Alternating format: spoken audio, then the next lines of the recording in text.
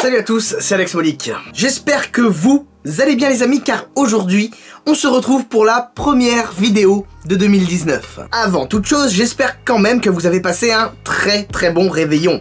Et du coup, je vous souhaite mes meilleurs vœux pour l'année 2019. Santé, réussite, amitié, amour, etc. etc. Quant à moi, vous l'aurez remarqué, je me suis permis de faire un petit break de quelques jours.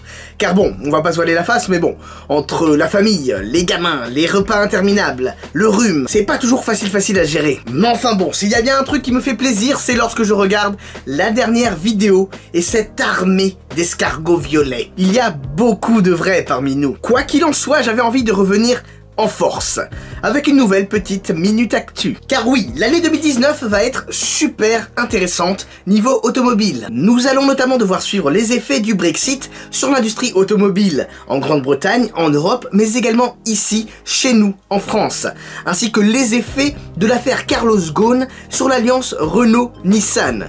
Carlos Ghosn d'ailleurs qui est encore en prison à l'heure où je vous parle, depuis novembre 2018. Ça fait long quand même, le mec a loupé les fêtes, hein. Enfin bref.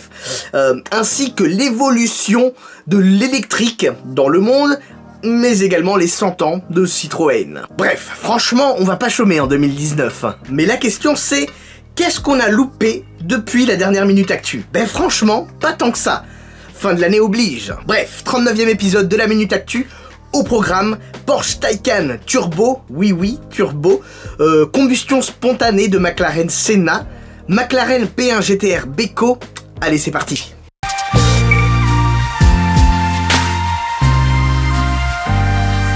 Alors, on commence très rapidement avec un truc tout bête. Si vous regardez mes vidéos, vous savez tous que Porsche va sortir dans les années qui suivent un véhicule 100% électrique, le Taycan. Ceci dit au passage, merci à Porsche de nous apprendre comment prononcer Taycan. Taycan.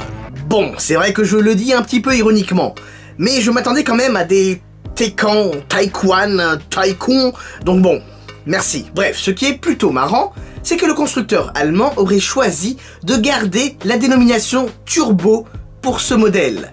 Il y aurait donc un Taycan Turbo. Et si vous avez toujours pas tilté, je vous explique. Le Taycan est un véhicule 100% électrique, donc sans turbo. Le choix a donc été fait pour conserver la nomenclature de Porsche selon les niveaux de puissance. Il y a donc Taycan, Taycan 4S et Taycan Turbo, histoire de pas trop embrouiller les clients. Mais personnellement, ça me rend fou. Déjà que les gammes sont parfois ultra ressemblantes physiquement, si en plus tu rajoutes une difficulté au niveau des nomenclatures, franchement les gars, on n'est pas sortis d'affaire, hein. Passons maintenant en Angleterre. Je vous présente la McLaren P1 GTR Beko. Vous l'aurez remarqué, elle a une livrée hommage au pilote de Formule 1 brésilien Ayrton Senna. Les connaisseurs auront bien évidemment reconnu la fameuse livrée Marlboro de sa Formule 1 McLaren MP4-4 avec laquelle il a gagné le championnat du monde de Formule 1 en 1988. D'ailleurs, petite anecdote au passage, Beko, c'est le petit surnom d'Ayrton Senna. Beko. C'est mignon. Mais d'ailleurs, c'est ça qui est un petit peu étrange au final. Car bon, c'est mignon, mais sur une McLaren P1 GTR, ça fait un petit peu genre la main de fer dans un gant de velours, si tu vois ce que je veux dire. Petite précision, ceci n'est pas une nouvelle McLaren P1 GTR qui aurait été construite sortie de nulle part. Non. Et évidemment, il s'agit d'une McLaren P1 GTR existante, qui a juste changé de main, et dont le nouveau proprio l'a envoyé chez MSO, chez McLaren donc, pour un relooking, ni plus ni moins. Mais du coup, je pense que c'est exactement ça qui me gêne un petit peu avec cette auto. Enfin, je la trouve sympa, mais il y a plein de détails qui font référence à la Senna. La voiture, pas le pilote. À commencer par le logo de la Senna sur les flancs de la voiture, sur le volant, et pendant qu'on y est, ils ont carrément utilisé les sièges de l'auto. Les sièges de la McLaren Senna dans une P1 GTR. Et moi, ça me gêne. C'est une P1 GTR, ce n'est pas une Senna. Après, certes, le client est roi, et seule sa satisfaction personnelle compte. Mais moi, je trouve ça un peu con. L'hommage est superbe, hein, ceci dit. D'aucuns diraient même mieux que l'auto qui porte le nom du pilote. Mais bon, ça, je vous laisse libre de juger.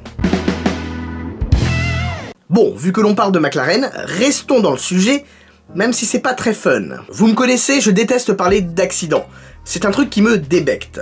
Mais bon, là c'est quand même un petit peu étrange, car ça fait quand même la 3e McLaren Senna depuis les livraisons qui connaît, on va dire, des soucis. Et pour le coup, même si encore rien n'a été confirmé officiellement, il ne s'agit pas d'un accident, mais bel et bien d'une combustion spontanée de l'auto.